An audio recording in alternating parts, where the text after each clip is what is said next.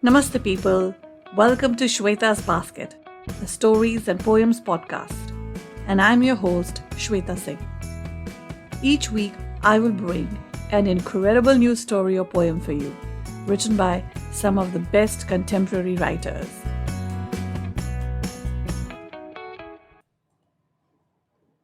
Hello, it's Friday again, and I am back with a new story. Well, actually, technically, it is not a new story. It's almost a 500-year-old story.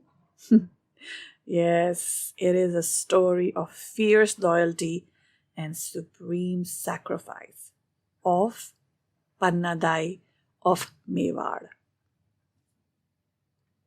Most of us have read this story in Amar Chitra Katha or in our Hindi textbooks. But for those who have not heard of Panna Dhai, let me tell you that this story is not fictional. It's a real story. And there are a lot of articles on the net, and you can go and look her up. And today, I bring to you the events of that fateful night from the point of view of Panna Dhai and Chandan, who was the same age as Kunwar Udai Singh, the last remaining heir of Mewar's Sisodia dynasty. I wrote this story for the online writing platform called Penmancy, and believe me, it is the best platform for those who want to take up writing short stories or flash fiction or get into anthologies. They conduct varied monthly events to hone your skills, and the feedback received is invaluable for a writer. I started my journey with them. I will leave a link to Penmancy in the show notes. Do visit them. As for this prompt, we had to write a story that started and ended with the same sentence. So here's my story for Mewar.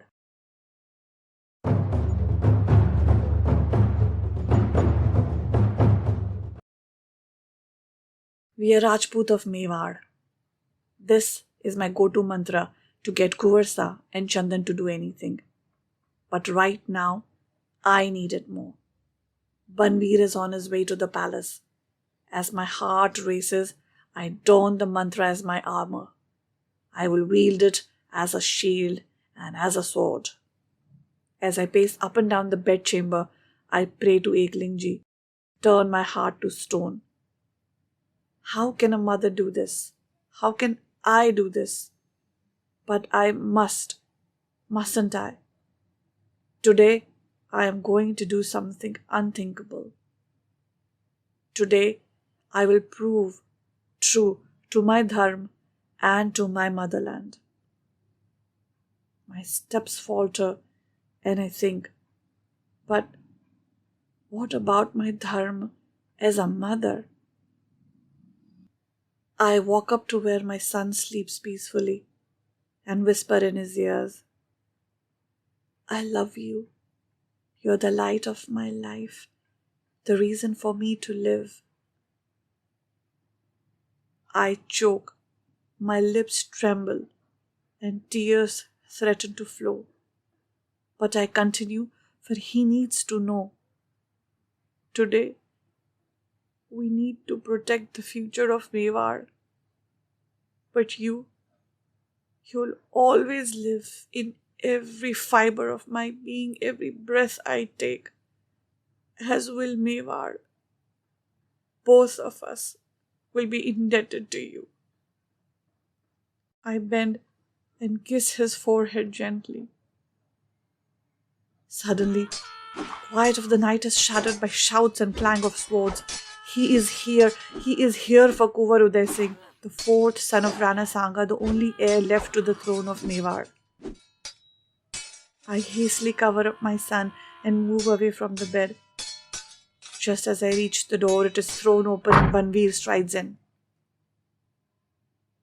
Where is he? He roars.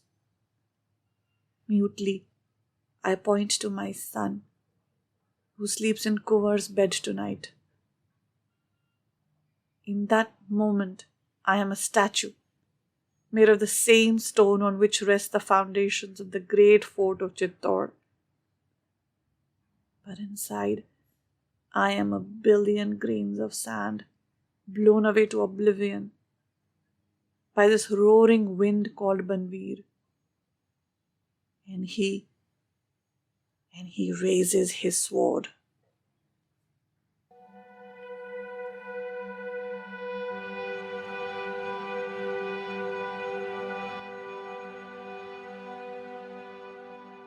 Ma, I know you love me, but not enough to let me sleep in his bed.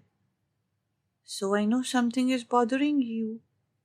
I am not so young that I don't understand. You think I am asleep, but I can hear you pacing up and down. What was it that you had said to me as you had gently run your fingers through my hair? Today, let me feed you with my own hands and to my heart's content. I was so happy that you chose to feed me and not Kuvarsa. And even as I ate, you kissed my forehead and sang to me, not the songs of valor you always do, but songs of love. And I told myself that when the sun sets tomorrow, I will ask you to do this again. Sometimes songs of love are better than songs of bravery, Nama. Now as I lie here, I know it is for a reason.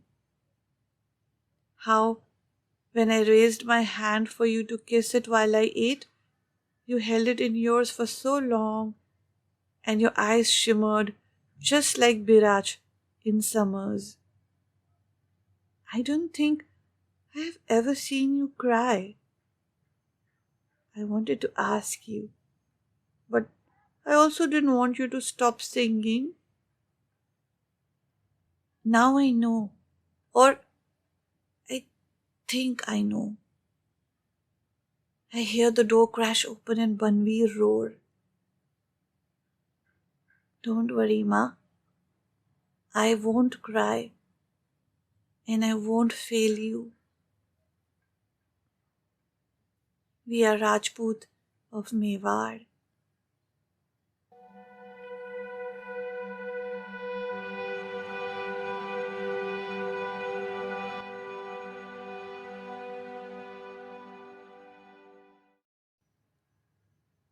Oh boy. As a mother, this story has taken on a new meaning for me. We had heard it as children and marveled at her courage. But today it's not her courage that I hold in awe. It's her intent, her dedication, her loyalty. Many people are courageous, but her sacrifice, when I view it through the eyes of a mother, I just can't help but shiver and have goosebumps. Just the thought of what she must have felt at that moment while she did it.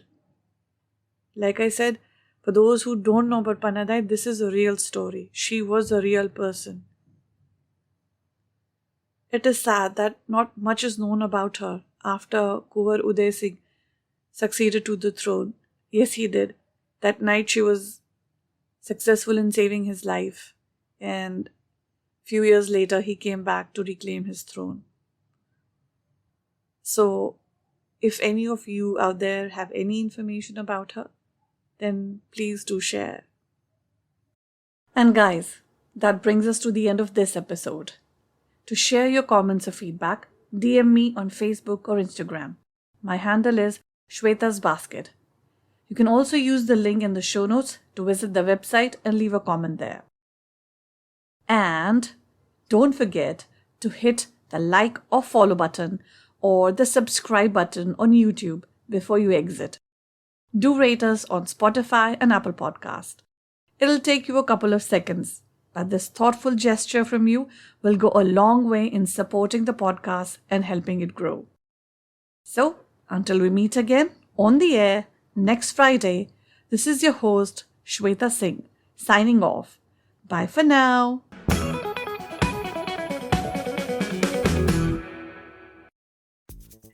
Do you want to have a website of your own? Well, look no further. The Geeks will help you. And you will find them in the Geeks room at iTunes. Just click on the link in the episode description. Yes, it's that simple to have a website.